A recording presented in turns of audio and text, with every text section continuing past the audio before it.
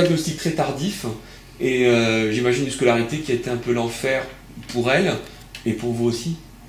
Oui, surtout dans la partie lycée. La partie collège, c'était pas trop mal passé. Et le primaire aussi Le primaire, Florence était toujours un petit peu à part. Elle était collée à l'institutrice. Enfin, elle était dans son coin. Et on a connu des moments intéressants. L'institut qui dit, par exemple, oh, mais j'ai pas de soucis avec Florence. Florence est dans son coin, elle lit un livre. Bah, très bien, parfait. Donc Florence n'était pas stimulée. On essayait de faire ce qu'on pouvait nous, mais là, on était dans le système classique. Enfin, voilà. Après, donc, elle était dans une classe SECPA, collège. Et ça s'est pas trop mal passé. Elle a réussi à avoir des notes qui étaient tout à fait correctes. Et en fin de parcours de SECPA, c'était mais qui aurait pensé que Florence puisse arriver à ce stade, qui était peut-être un petit stade, mais c'était un stade.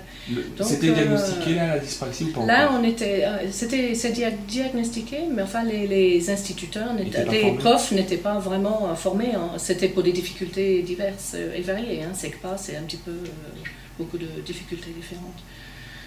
Donc, à la fin donc, de cette période qui était assez positive, Florence, sa passion étant le cheval, on avait trouvé un CAP de soigneur d'équidés qui était donc dans un lycée agricole. Florence a intégré donc ce cours et on a sous-estimé sérieusement, c'était en internat et ça faisait trop de choses à gérer à la fois pour Florence. Quelque part, pas ça, mais parce que je suis anglaise et qu'on m'a dit que Florence était comme elle était parce que j'avais parlé en anglais avec Florence. Et je trouve que c'est pas mal. Je sais pas comment on va la mettre celle-ci, mais enfin, voilà. Allez, Florence, je vais vous retorturer encore un peu. Non, mais ça ne me dérange pas.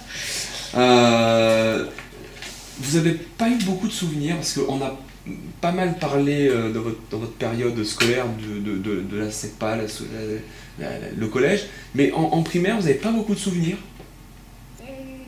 Non, pas spécial. J'ai vraiment pas eu de souvenirs vraiment marquants, vraiment frappants. Pas de souvenirs de l'apprentissage, de la lecture, non? J'ai retrouvé des feuilles avec des mots dessus que j'ai dû dire quand j'étais bébé, mais c'était les seules choses que je me rappelle. Après, non, j'ai pas vraiment eu de... Vos premiers souvenirs de scolarité, c'est la SECPA, dans cette structure un petit peu cocon où vous disiez où les gens, ils n'avaient pas la même difficulté que moi, les mêmes troubles, mais j'étais moi-même, je me sentais pas différente de l'ensemble des autres élèves. Oui, exactement. Déjà, je m'appelle Florence, j'ai 20 ans, je suis dyspraxique et dyscalculique. C'est un trouble qu'on a diagnostiqué assez tard pour vous? Oui, très très tard. Et comment s'est passée la scolarité avant qu'on repère... vous en avez des souvenirs de cette scolarité avant qu'on repère la dyspraxie?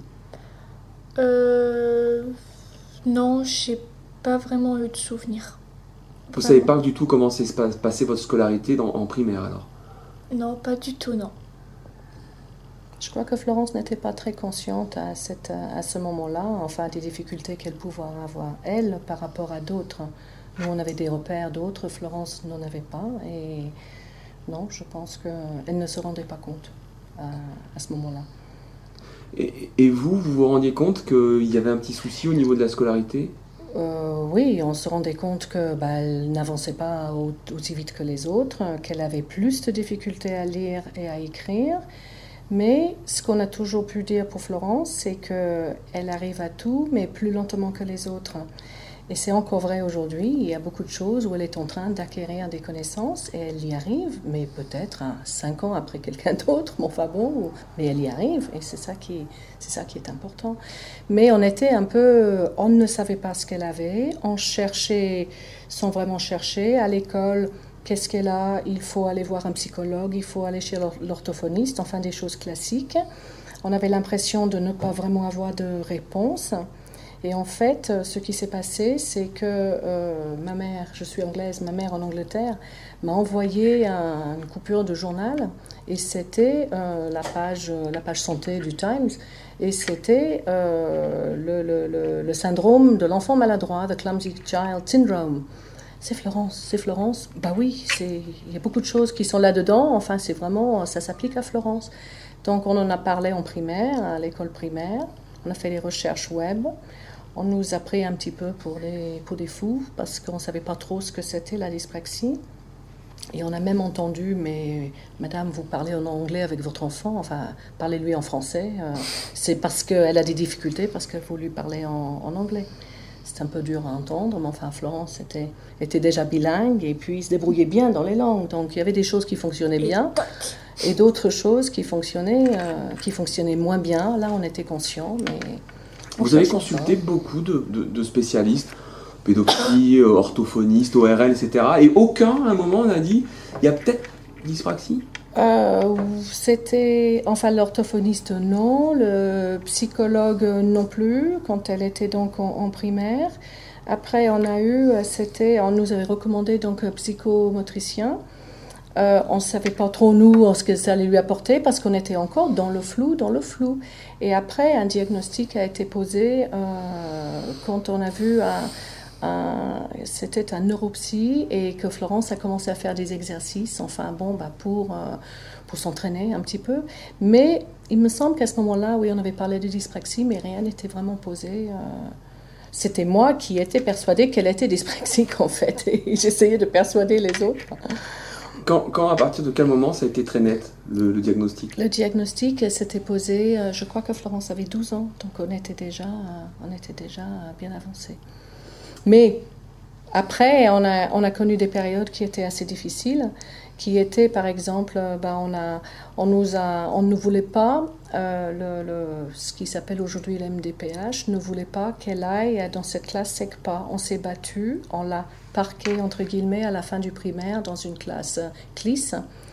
Pendant qu'on essayait de trouver des solutions, on sentait avec mon mari très fortement que ce n'était pas une solution de la parquer quelque part ou dans un IME, ce n'était pas l'endroit pour Florence, il fallait la tirer vers le haut.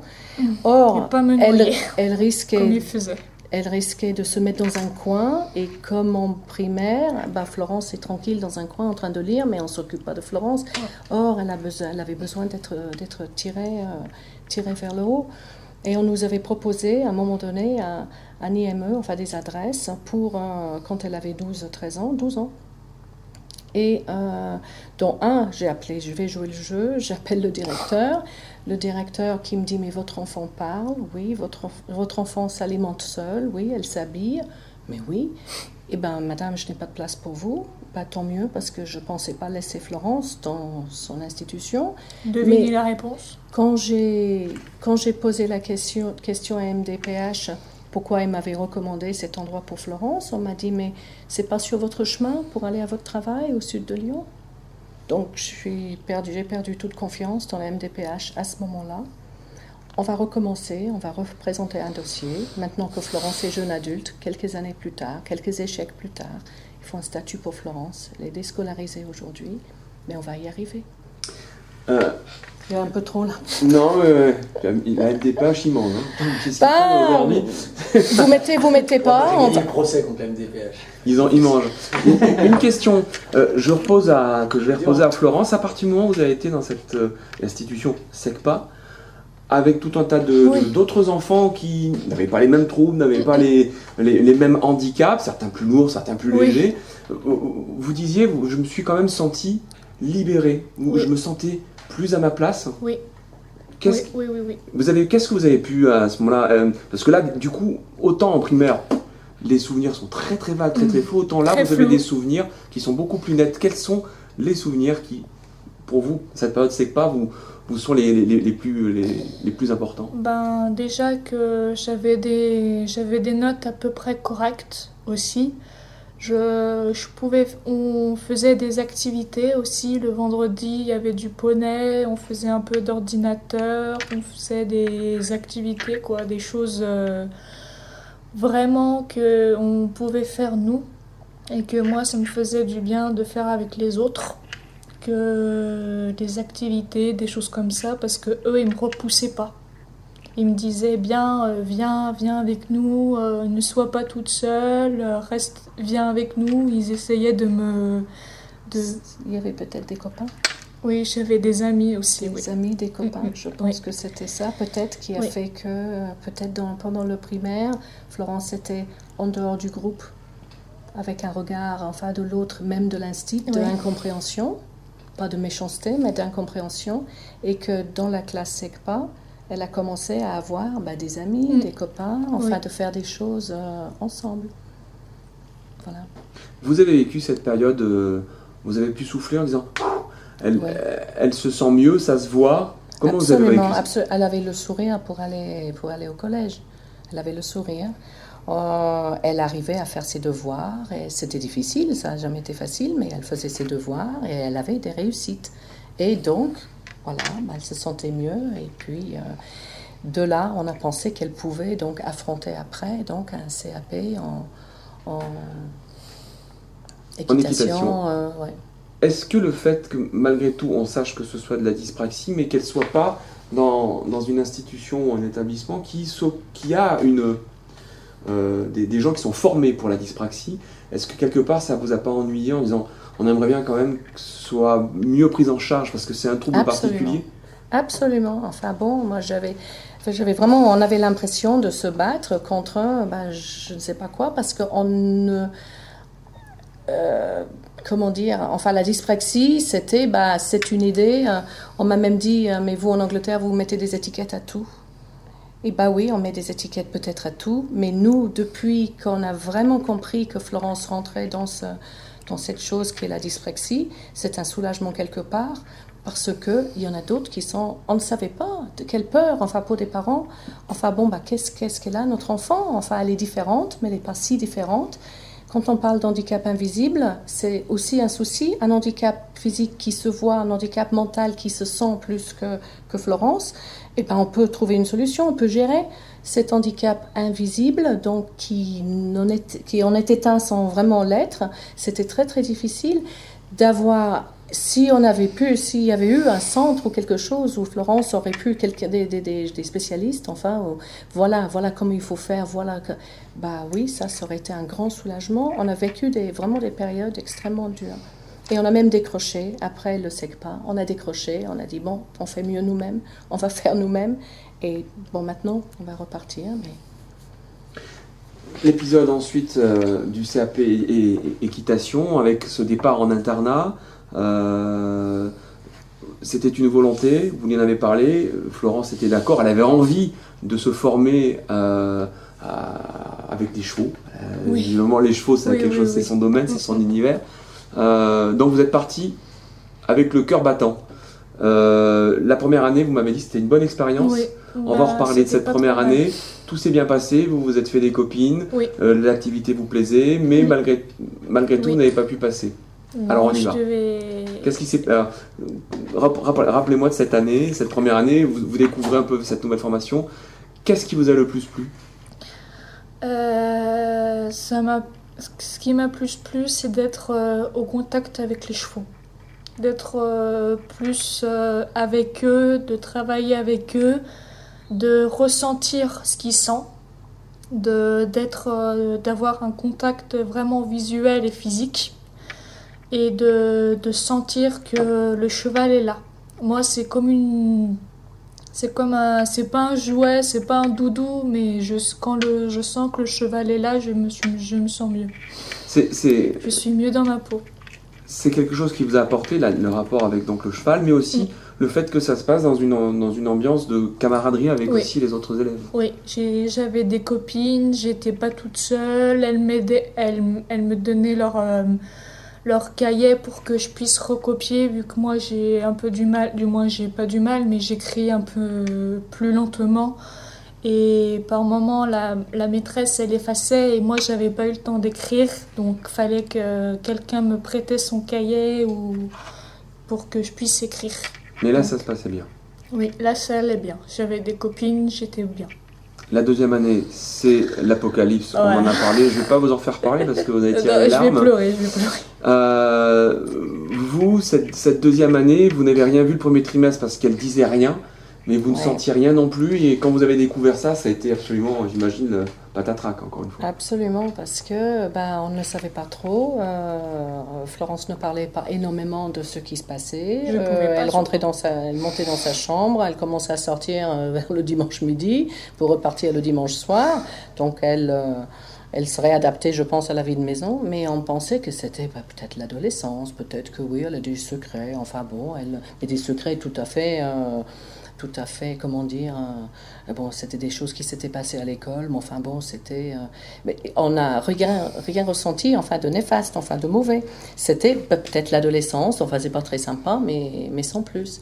Et après, elle a fait un stage qui était particulièrement mauvais, où elle était désagréable, des gros mots, enfin bon, absolument pas la Florence qu'on connaissait nous. Et on a poussé un petit peu plus loin et on a rapidement compris que c'était... non, elle ne supportait absolument pas. Enfin, c'était une première année qu'elle devait refaire parce que scolairement, elle n'avait pas été assez forte et elle était prise en tête de turc par les autres élèves qui étaient 2 années plus jeunes à ce moment-là. Et donc... elle a beaucoup souffert et là c'était non, elle était désespérée, elle était totalement cassée et là c'était très dur. Comment est-ce que vous avez vécu le fait de vous apercevoir que donc vous, elle avait été tête de turc et puis avec des trucs vraiment sacrément méchants qu'elle vous avait cachés, pour pas vous le dire, enfin c'est on s'en est voulu parce qu'on s'est dit on n'a pas remarqué cela. Enfin, Florence nous parle des chevaux. On avait commencé à se poser des questions parce qu'elle disait mais je ne veux plus faire ci, je ne veux plus faire cela. Enfin, au niveau de l'équitation même. Hein. Donc bon, c'est peut-être une période qu'elle passe, etc. Mais on s'en voulait parce qu'on n'a pas vraiment vu venir à ce point. Et je pense que aussi parce qu'on avait sous-estimé le nombre de choses à gérer à la fois. Et que je ne voulais pas le faire par peur, parce qu'il m'avait détruit. De 2, par peur, je ne voulais plus remonter dessus. Je voulais m'approcher, mais je voulais plus faire de galop, je voulais plus rien faire. De peur qu'il me juge. Et qui me dit mais tu sais pas faire avec les chevaux vont être méchants avec toi. Ils essayaient de les monter contre moi. Le regard de l'autre, enfin vraiment pour Florence, ça a été, pour nous on l'a vécu comme un échec, mais de notre part, pas de la part de Florence, hein, de notre part, et on sous-estimait le fait trop de choses à gérer à la fois, mais qu'il fallait vite arrêter et qu'elle se ressource en famille. Sans savoir où on allait, mais que ça pouvait être que mieux que ce qu'elle était en train de vivre. Et donc maintenant, les choses se sont calmées un petit peu, vous lui avez trouvé des activités qui lui permettent quand même d'avoir un contact avec les chevaux et ce qui lui plaît, mais vous voulez quand même la remettre en selle dans une scolarité, une autre Oui, d'une autre façon. Je crois qu'on a fait une pause, ça fait 18 mois environ, 18 mois, 2 ans. Et là, Florence va bien. Elle s'est peut-être ennuyée un peu quand elle était à la maison, mais elle n'a pas déprimé. Et j'avais un petit peu peur. On l'a surveillée de près. On lui a donné des activités. Elle a un coach en équitation, quelqu'un de formidable, enfin qui la comprend et puis qui nous comprend et qui comprend la situation et qui a été très très bon avec Florence. Et à sa demande, récemment, elle a redemandé à faire un peu de français, un peu d'autographe pour pouvoir communiquer avec d'autres. Elle s'est rendue compte que son écriture était un peu phonétique et que, elle pouvait peut-être refaire un petit effort. C'est à sa demande. On y avait songé, mais c'était non, je n'ai pas besoin. Là, maintenant, c'est à sa demande. Mais une chose que je voudrais dire, c'est que depuis la journée des 10... Voilà, c'est la question, ça, c'est après. Justement, c'est la question j'allais venir. Mais... non mais on va peut-être couper et puis redémarrer. Oui, tout est coupé, ça sera... une chose a vraiment radicalement changé pour vous, c'est le jour où vous êtes aperçu que vous n'étiez pas seul au monde. Que vous êtes allé à une journée des 10 et d'un coup... Absolument. Et qu'est-ce que ça a changé pour vous à ce moment-là ? Je crois que c'était surtout pour Florence de se rendre compte, le soir même de la journée des 10, elle est sortie avec des jeunes de l'association, 1, 2, 3, 10 Prexi, comptez avec les dyspraxiques. Elle est sortie avec les jeunes Et en remontant dans la voiture après, c'était « Maman, je ne suis plus seule ». Alors là, c'était absolument énorme. On a dit « Bon, ça c'est déjà… » J'ai des amis, je peux être comme je suis. Voilà, pas les masques. Ouais. Et pour nous, c'était le début d'échanges et de partage avec des parents, avec d'autres jeunes. Et effectivement, qu'on n'était plus seul, qu'on pouvait avoir recours donc à quelqu'un de spécialisé, peut-être pour remplir le fameux dossier MDPH, de nous donner des conseils, de nous aider dans l'orientation de Florence, d'autres formations, peut-être pas uniquement équitation, peut-être autre chose. On est en train de voir aujourd'hui. Et je me suis promise enfin que Florence n'allait plus connaître la solitude qu'elle avait connue à la maison. On habite un petit peu en dehors de Lyon, mais donc d'essayer d'aider à animer le groupe des jeunes pour que les jeunes puissent se retrouver, mais pas que les jeunes, les parents aussi, que les parents aussi puissent nous aussi exprimer nos souffrances et d'échanger sur les expériences du passé, ça fait pas de mal, mais aussi à regarder l'avenir et à pouvoir imaginer enfin des orientations qu'on n'avait pas pensées, mais d'autres sont passées par là. Et donc là, vraiment, merci. Enfin, c'est une connaissance qui nous a fait connaître cette journée. C'est vraiment ce qui vous manquait, ce côté l'inconnu ou globalement Et bien, d'autres qui connaissaient la même chose ou des choses similaires. On parle de dyspraxie, il n'y a peut-être pas que la dyspraxie dans le cas de Florence, mais chez les autres non plus. Et je pense que dans les jeunes, on a un cœur de problème qui est peut-être de difficulté, qui est la dyspraxie, plein d'autres choses autour. Et bien, ma foi, on a la dyspraxie au milieu qui nous relie tous. Et puis après, c'est ça qui a changé quelque chose pour moi, vraiment. Enfin, pour moi, mon regard sur la dyspraxie, sur les autres, sur Florence, et qu'elle puisse retrouver ça m'a redonné espoir qu'on n'était pas seul et qu'on puisse trouver une place pour Florence quelque part. Et je ne parle pas que de place professionnelle, mais qu'elle puisse avoir une qualité de vie et de se réaliser enfin, dans l'avenir, que les choses étaient possibles, quoi, qu'on n'était pas seul, effectivement. Je me répète, mais elle n'était pas seule. Parfait, vous êtes super. Ça va ? Très très bien.